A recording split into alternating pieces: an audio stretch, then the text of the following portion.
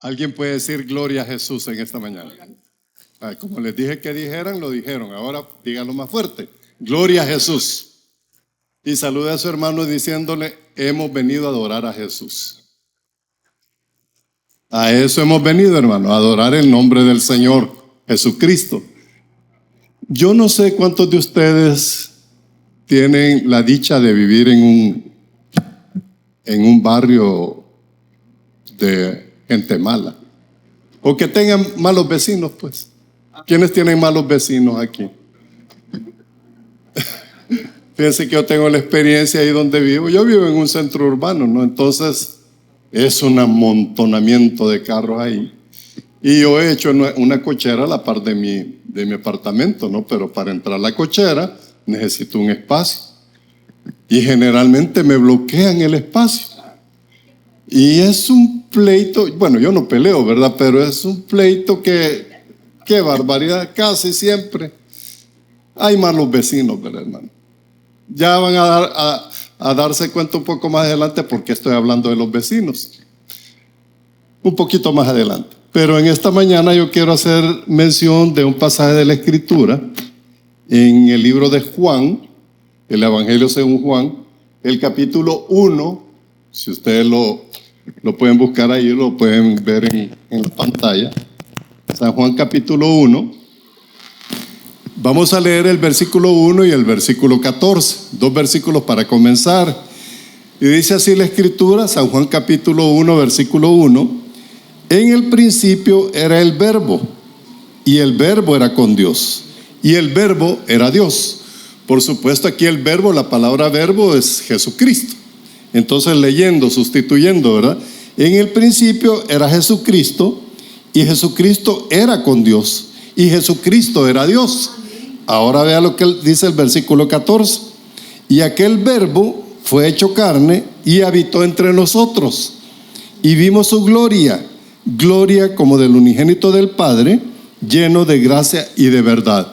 Ahora sustituye otra vez la palabra Verbo por Jesucristo y dice así: y Jesucristo fue hecho carne y habitó entre nosotros, y vimos su gloria, gloria como del unigénito del Padre, lleno de gracia y de verdad. Aquí estamos hablando, por supuesto, de la encarnación del Hijo de Dios.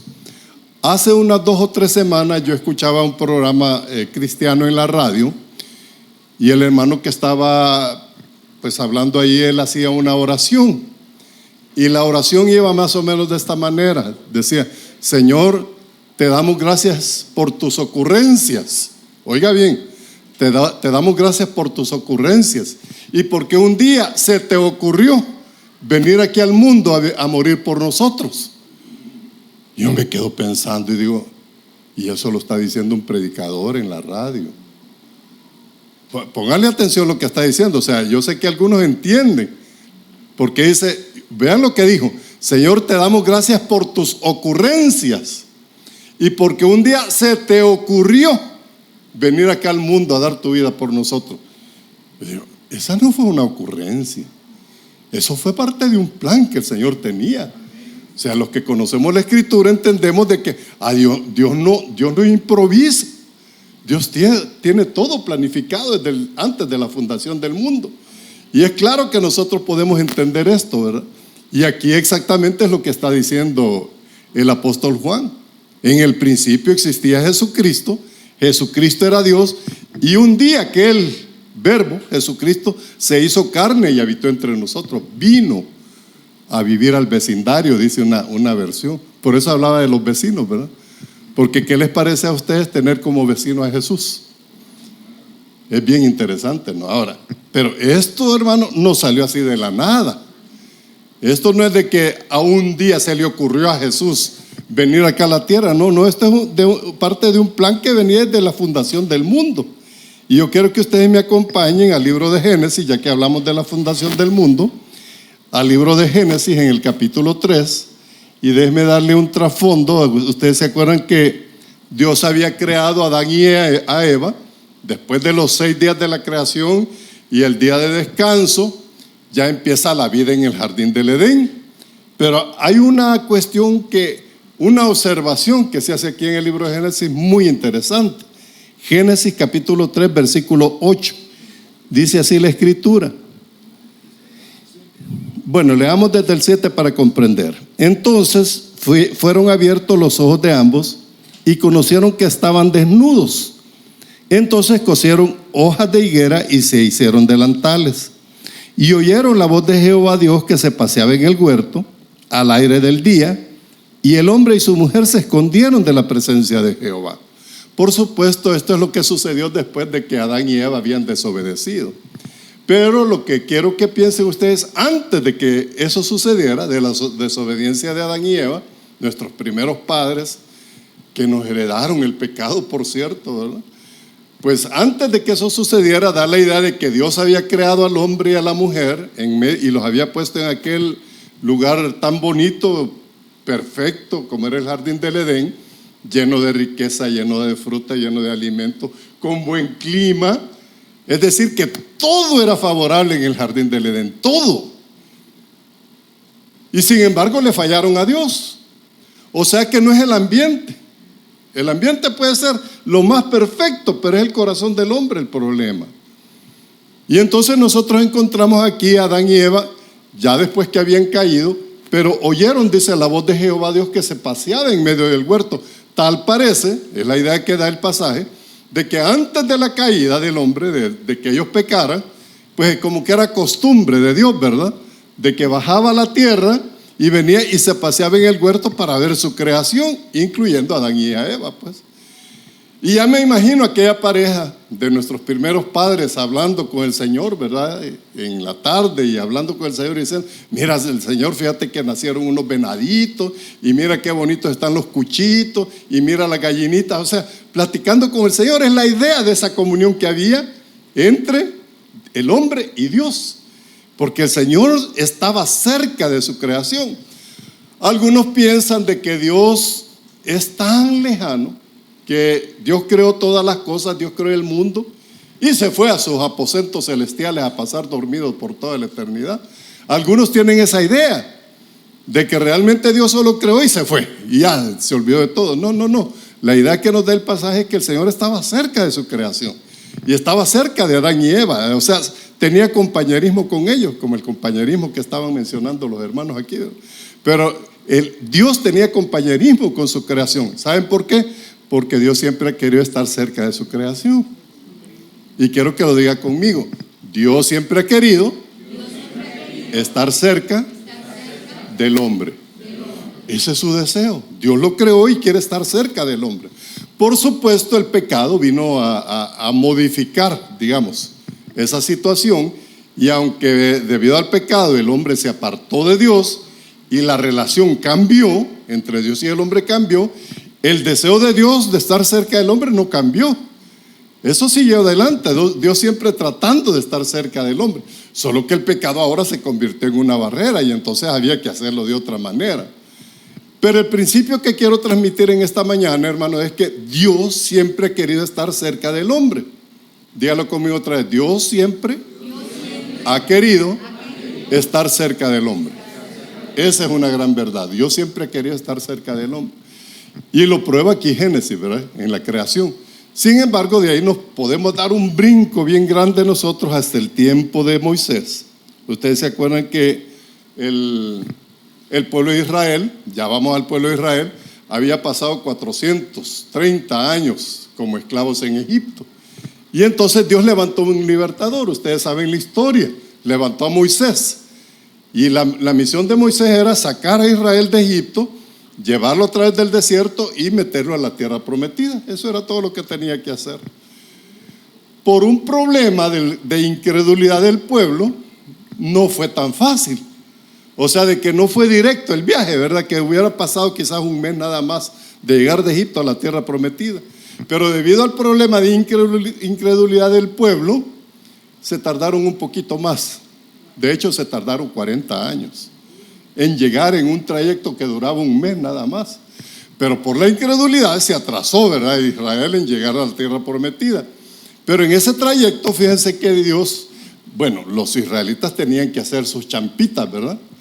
Saben que es una champa, hermano, ¿verdad? No necesito explicarlo, pero ellos, cada quien vivía en su champita Y formaron allí alrededor, digamos, del campamento, cada quien de lo que tenía, que había sacado de Egipto. Hicieron su casita para morar en el desierto. De hecho, hay una fiesta que celebra eso, los israelitas, ¿verdad? La fiesta de los tabernáculos. Y entonces los israelitas vivían en champas, ahí en el desierto. Pero hay algo bien interesante, fíjense, hermanos, de que Dios le dijo a Moisés: mira, yo quiero que me hagas una champa a mí también.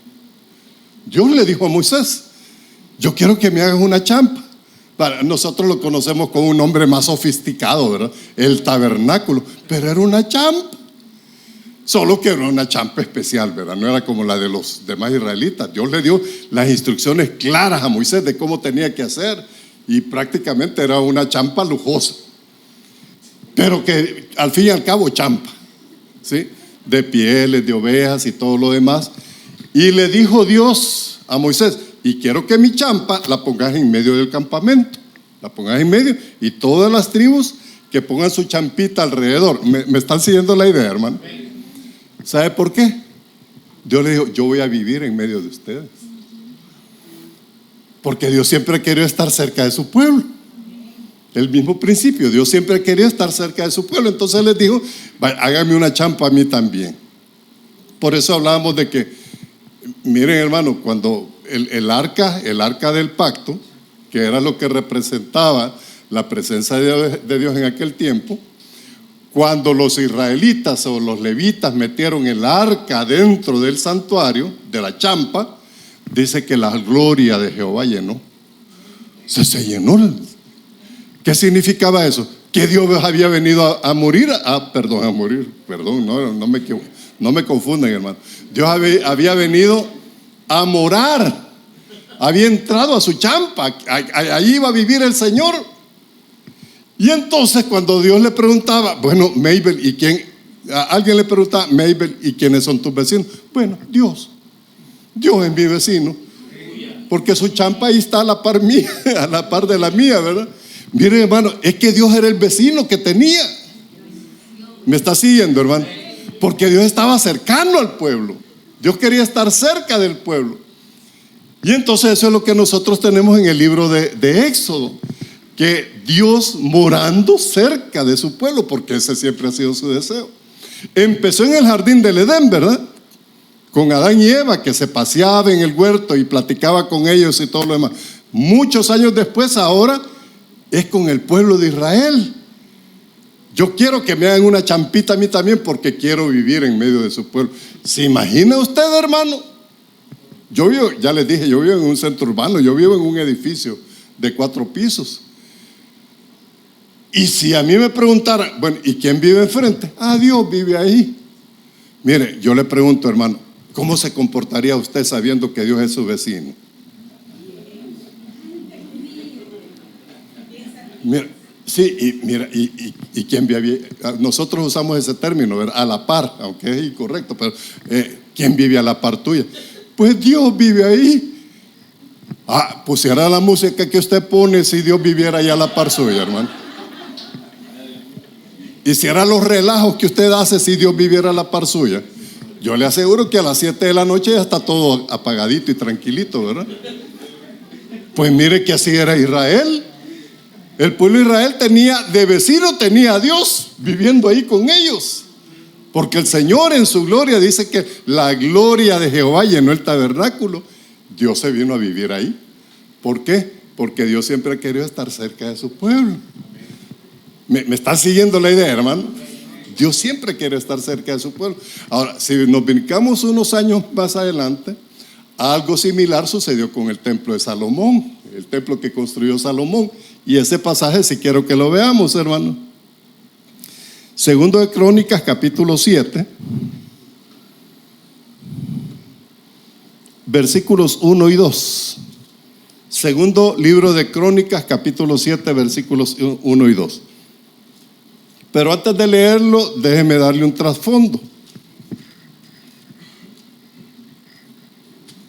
Dice la Escritura que un día David, el gran rey de Israel, segundo rey de Israel, se le ocurrió y él dijo: ¿cómo es eso? Dijo: yo vivo en un palacio y Dios vive en una champa todavía. Él pensó, ¿verdad? No, dijo, no es posible eso.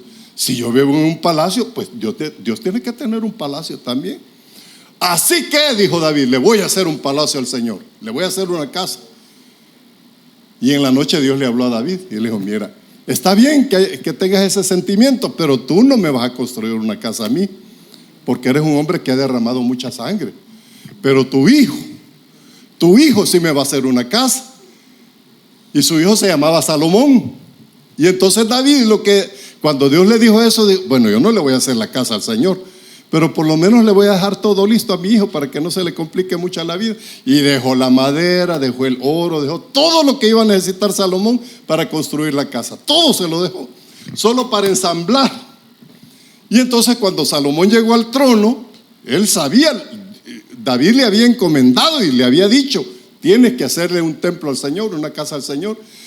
Y entonces Salomón le puso mucho esfuerzo a eso y empezó a construir el templo. Miren, hermano, no había templo más bonito en toda la tierra en ese tiempo que el templo que Salomón construyó para Dios. Porque él pensó, él dijo, no, si es que Dios se merece lo mejor. No me oyeron, hermano. Dios se merece lo mejor, hermano. Y Salomón pensó eso, híjole, si yo tengo un gran palacio, pues el palacio de Dios, la casa de Dios, tiene que ser mejor que la mía. Y entonces se dedicó y empezó a construir. Mire, y era una casa de lujo, hermano. Ahí sí que abundaba el oro, abundaba la plata, el bronce, la madera fina. Todo lo que ustedes se puedan imaginar, hermano, estaba allí en el templo. Porque era una casa para Dios. ¿Y sabe qué, hermano? El punto es que Dios le dijo a David, yo voy a vivir allí también. ¿Por qué? Porque Dios quiere estar. Ese ha sido el deseo de Dios. Y entonces Salomón le construyó el templo y vean lo que sucedió allí en el capítulo 7, versículo 2. Cuando Salomón acabó de orar, descendió fuego de los cielos y consumió el holocausto y las víctimas. Y vea, y la gloria de Jehová, ¿qué dice? Y no podían entrar los sacerdotes en la casa de Jehová, porque la gloria de Jehová había llenado la casa de Jehová. Miren, hermano, ¿qué significa eso? Que Dios se mudó del cielo al templo. Dice que la gloria de Jehová, no, esto no es metáfora, hermanos. Esto es real, la gloria de Jehová vino y entró al templo. ¿Por qué? Porque Dios vino a vivir ahí a ese templo.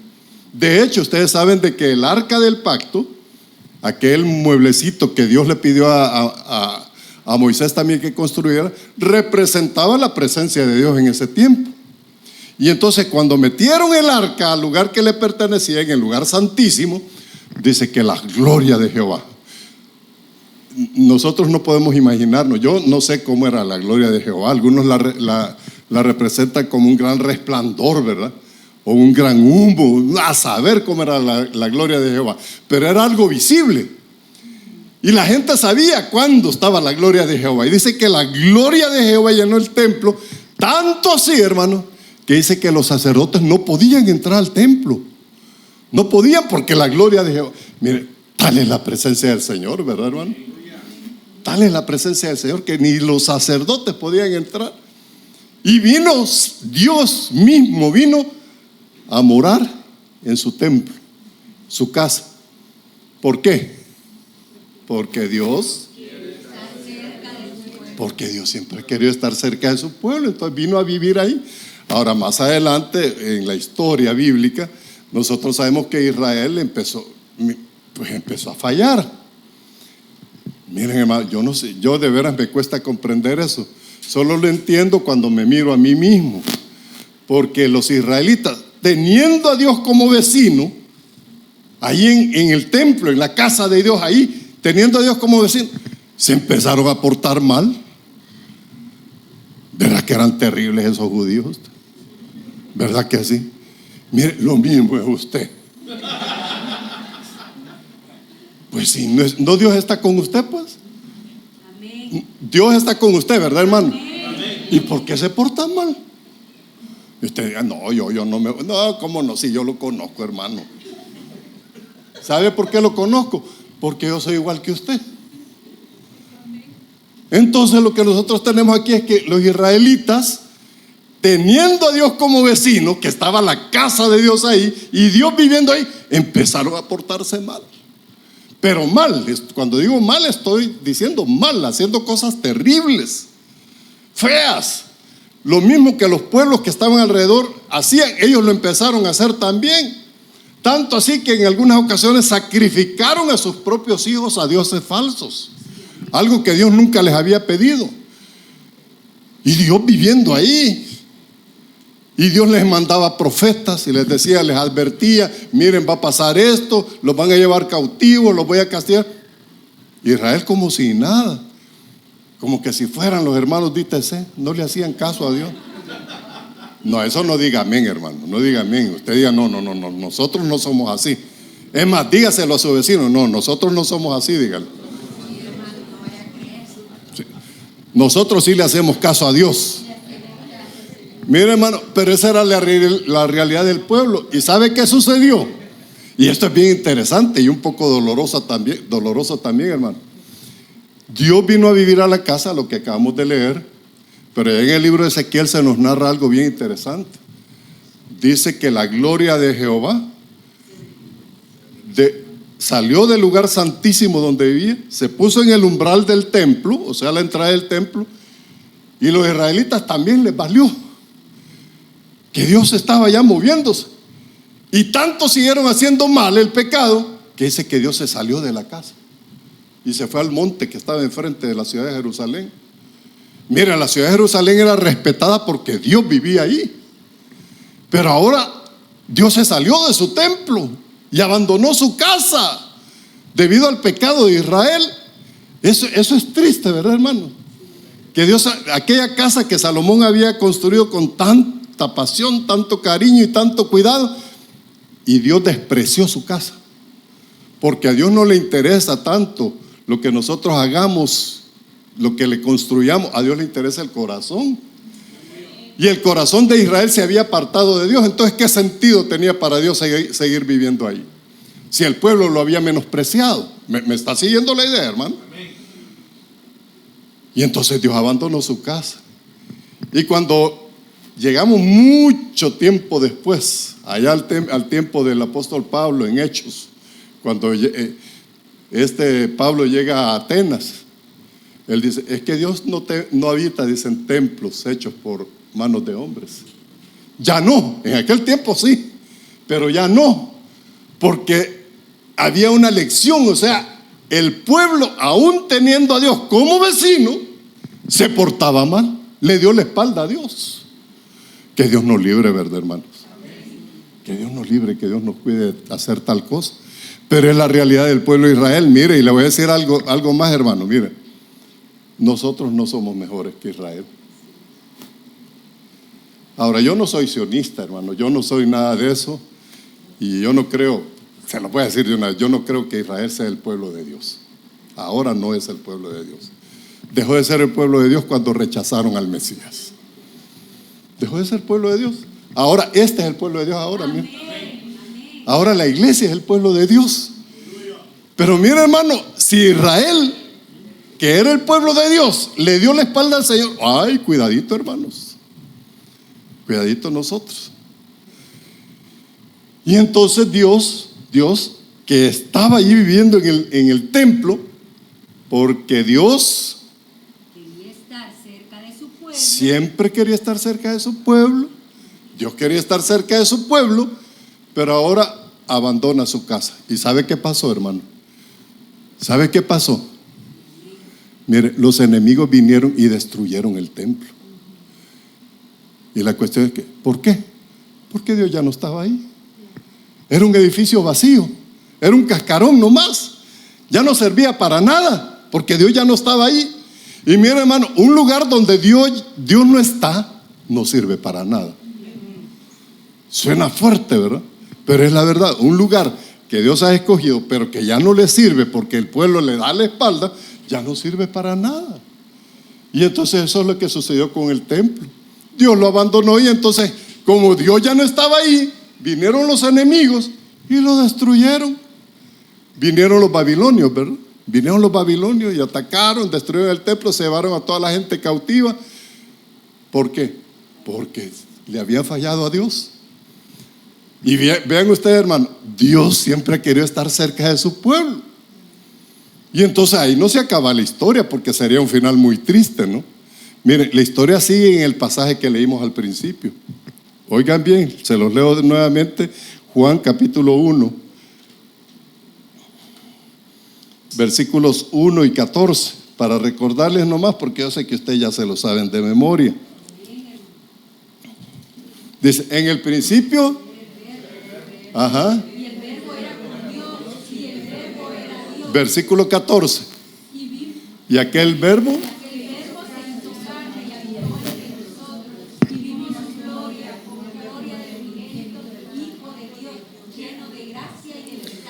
es la nueva versión de la Biblia, ¿verdad? Y aquel verbo fue hecho carne y habitó entre nosotros. Oiga bien lo que está diciendo. Y habitó entre nosotros. Está escribiendo el apóstol Juan.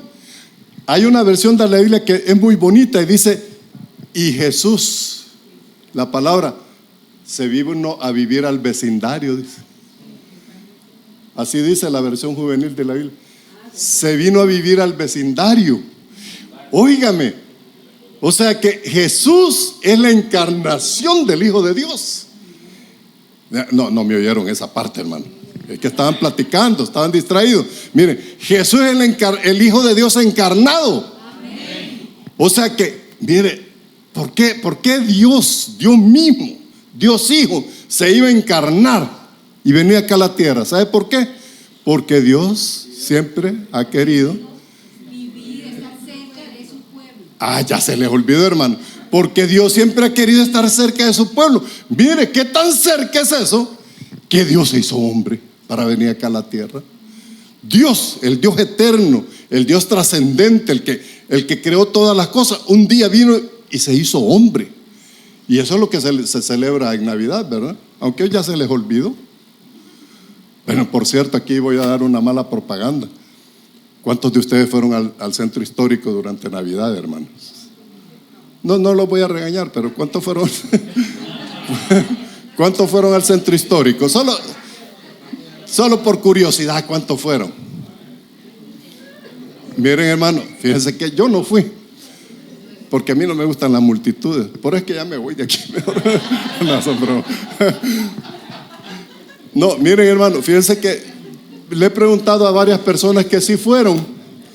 Y les pregunto, mira, óigame bien la pregunta que les hice. Mira, ¿y cuántos nacimientos habían puesto ahí? O sea, figura en la natividad. ¿Vieron ustedes alguna representación de la natividad? Mire, hermano, se supone que estamos celebrando el nacimiento de Jesús, pero ahora el héroe, el centro de la fiesta de Navidad es el Grinch y Santo Claus, y a Jesús fuera.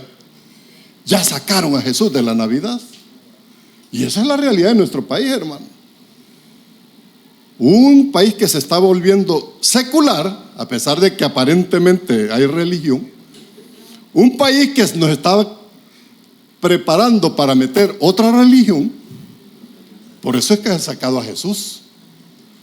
Hay que ser inteligente espiritualmente para pensar en eso, hermano.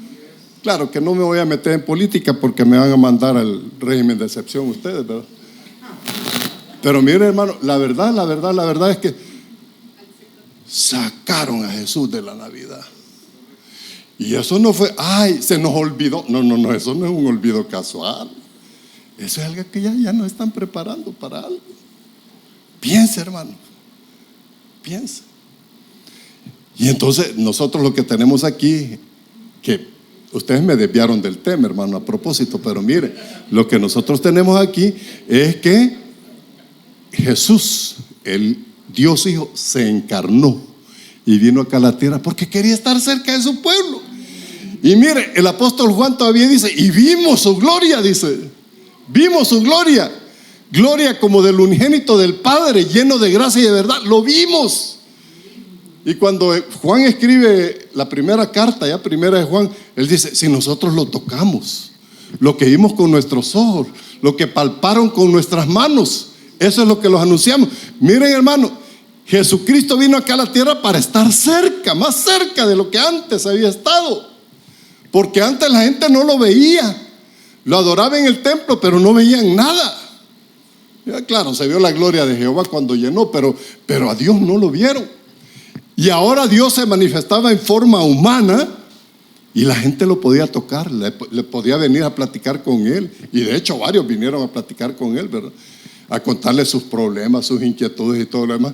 Y Dios mismo en forma de Jesucristo estaba dispuesto a atender a la gente, sanó a la gente, habló palabras de sabiduría y la gente lo oía. Dios cerca de su pueblo.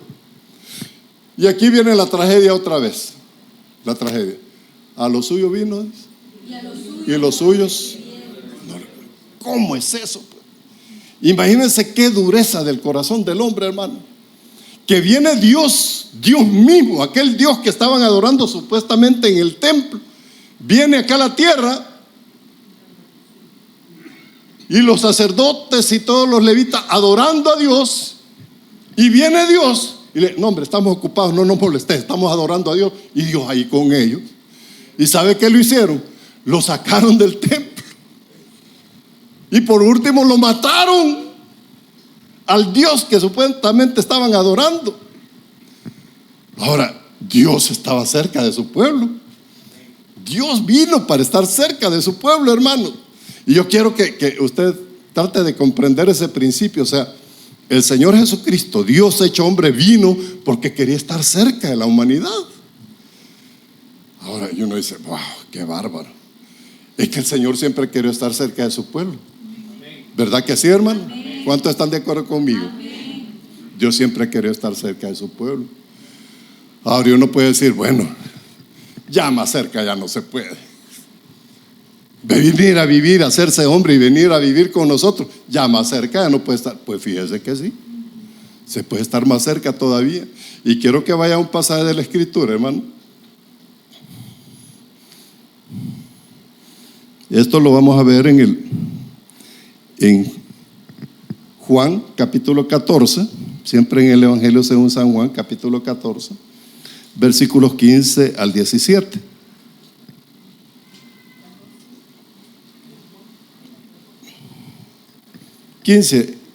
Del 15 vamos a leer Juan 14, 15 al 17. Lo lee conmigo, hermano. Dice así: si me amáis, está hablando el Señor Jesús, si me amáis, guardad mis mandamientos.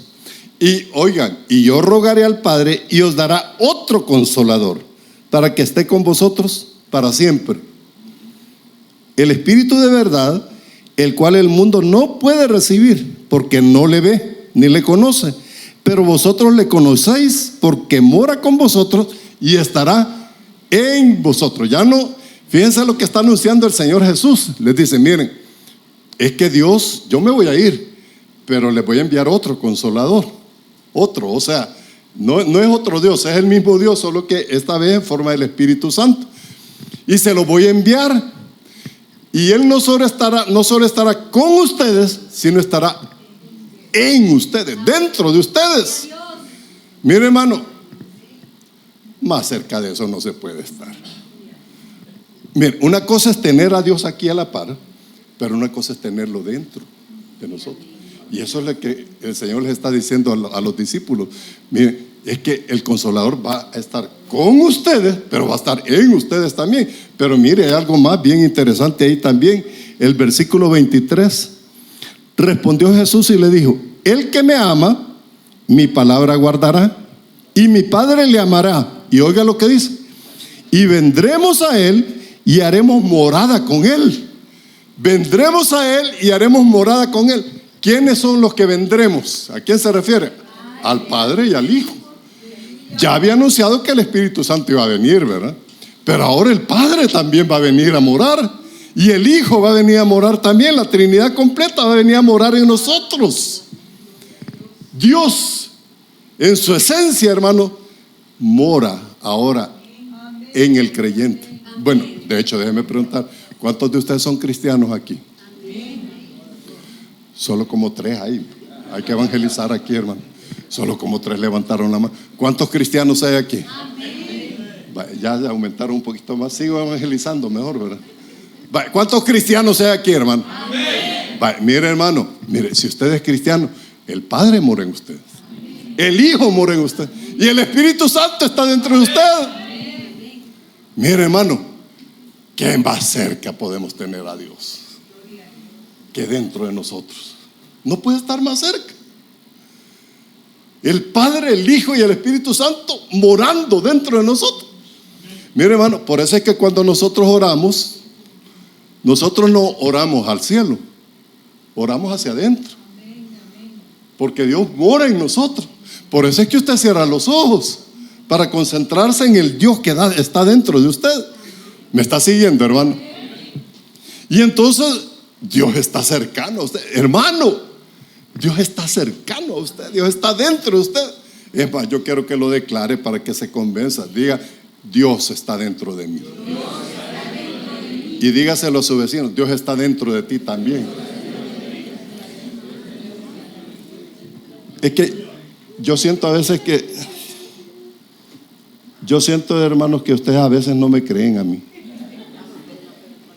Mire, hermano, Dios está dentro de nosotros, Él mora.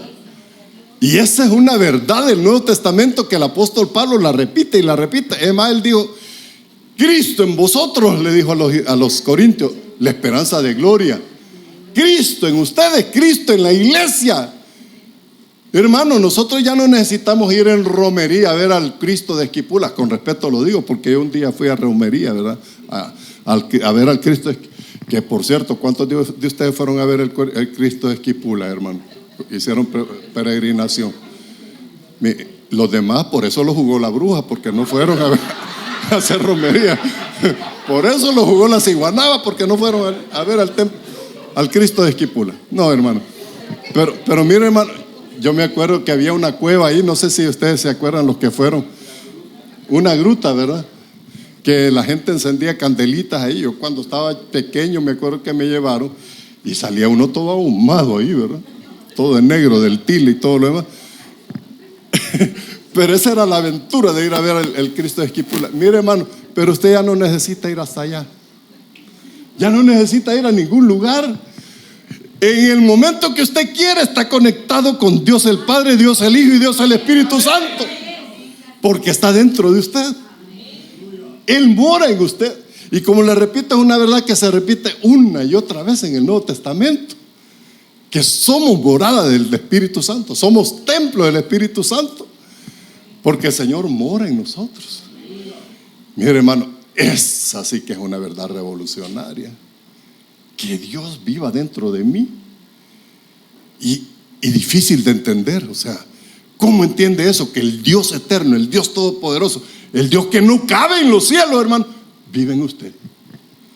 ¿Verdad que es bien difícil de entender eso? Pero es la verdad, la Escritura lo enseña. Ahora le voy a decir algo también, y con esto voy a ir concluyendo, hermano. Fíjense que la presencia del Señor, de Dios, en el templo de Jerusalén dignificaba la ciudad, porque ahí estaba la casa de Dios. Entonces todos los israelitas: wow, Jerusalén, hay que ir a Jerusalén porque ahí está la casa de Dios. Y ahí venía, era dignificar la ciudad. Mire, hermano, mucho más ahora que usted es la morada de Dios. Entonces usted tiene que glorificar al Señor en su cuerpo, ¿no es cierto? Y es lo que el apóstol Pablo les dice a los corintios. Quiero que busque este último pasaje, 1 Corintios capítulo 6 y versículo 20.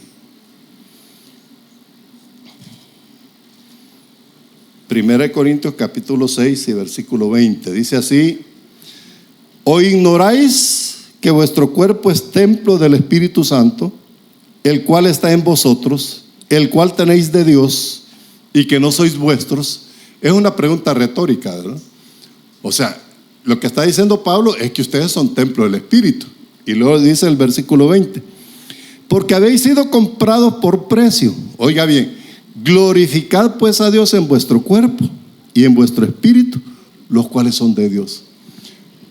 Glorificad a Dios con vuestro cuerpo. Hay que glorificar a Dios, o sea, honrar a Dios, mostrarle respeto a Dios. Fíjense que El gran problema de Israel, hermanos, es que dejó de respetar la presencia de Dios en Jerusalén. Ya no respetaron, les valía, ya, así ahí vive Dios. Es mi vecino, pero dejaron de valorar aquello que tenían. Y ahora entonces el apóstol Pablo nos dice, es que ustedes glorifiquen a Dios en su cuerpo, glorifíquenlo. Y en vuestro espíritu también. Entonces, en otras palabras, lo que nos está diciendo es, hermanos, respeten la presencia de Dios en ustedes. Si Dios está viviendo con ustedes, si el Espíritu está con ustedes, si Jesucristo el Hijo está en ustedes, pues respeten la presencia de Dios. Y esa, hermano, es la más grande verdad que nosotros ahora como cristianos debemos de sostener, que yo soy hijo de Dios, pero también yo soy templo del Espíritu Santo. Yo soy templo del Espíritu Santo. Y dígaselo a alguien, dígaselo, confiéselo, yo soy templo del Espíritu Santo.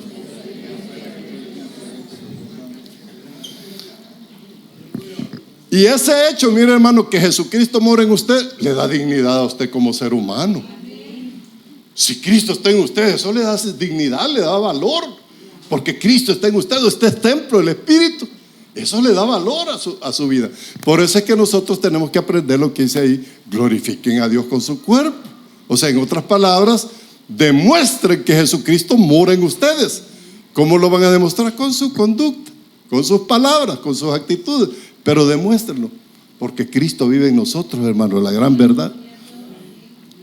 Hemos hecho un recorrido, ¿verdad? Desde Adán, desde el Génesis hasta nuestros días. Y la promesa de Dios es que el Espíritu de Dios ya no iba a estar solo con nosotros, eso es lo que dijo el Señor Jesús, sino que iba a estar en nosotros. Y esa es la gran bendición que nosotros tenemos ahora, hermano, que ahora Dios mora en nosotros. Dios mismo mora en nosotros. Y yo les voy a pedir algo, hermano. Mire, no pierda la conciencia de que Dios está morando en usted, porque uno de los problemas que tenemos nosotros es que se nos olvida. Les digo porque a mí me pasa. De repente pasé un día y Dios, no me acordé de Dios en todo el día. ¿A alguien más le ha pasado eso, hermano? ¿No es cierto que cuando usted está en su devocional diario, ¿verdad? Todavía tienen el TLC?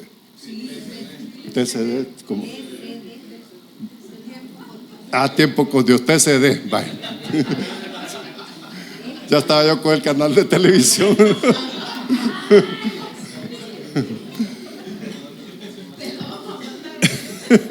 Gracias, amigo. No, les pregunto esto por esta razón. Miren, hermano, a veces, como el diablo es cochino, ¿verdad, hermano? Es decir, que usted está bien clavado en su devocional, ¿verdad? Escucha, oh Jehová, mis palabras. Y de repente, caramba, doña Leonor, y se le metió otro corito. ¿No le ha pasado eso a usted, hermano? Es que el diablo es pícaro, hermano. Por eso les digo que es bien importante que no perdamos la conciencia de Dios, porque eso nos mantiene enfocados en el Señor. Miren, hermano, es que Cristo es el centro de todo. Hay un canto que dice, ¿verdad?, que Él es el centro de todo. Debe ser el centro de nuestra vida, el centro de nuestro pensamiento. Toda nuestra vida tiene que girar alrededor de Jesús. Toda nuestra vida. Porque a veces se nos pasa también, hermano, le digo porque ustedes igual que yo, se nos pasa de que estamos cantando y de repente alabando al Señor y me descomputé, ya se me fue Dios. Sigo cantando, pero ya no estoy concentrado en Dios. ¿No le ha pasado eso a usted, hermano? Tenemos que tener cuidado de no perder la conciencia de Dios. Mire, hermano, pero quiero recalcarle esto. La gran verdad que ahora le quiero dejar es que Cristo está en usted. Dios está en usted. ¿Por qué? Porque Dios siempre ha querido estar cerca de su pueblo. Y no puede estar más cerca que eso. Dentro de usted ya no puede estar más cerca. Bendito sea el Señor, ¿verdad, hermano?